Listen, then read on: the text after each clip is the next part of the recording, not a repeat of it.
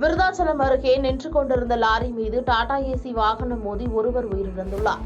திருப்பூர் மாவட்டம் காங்கேயம் பகுதியைச் சேர்ந்தவர் ஞான பிரகாசம்.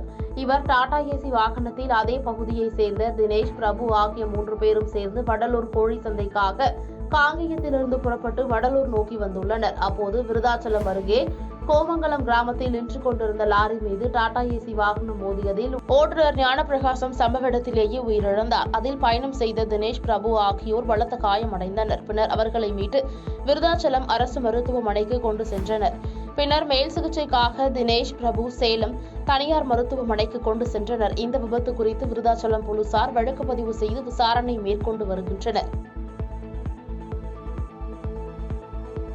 பாதகம் செய்பவரை கண்டால் நாம் பயங்கொள்ளலாகாது பாப்பா. மோதி மிதித்து விடு பாப்பா, அவர் முகத்தில் உமிழ்ந்து விடு பாப்பா. அண்மை செய்திகளை உடனுக்குடன் தெரிந்து கொள்ள இணைந்திருங்கள் இயம்நாடு தொலைக்காட்சியுடன்.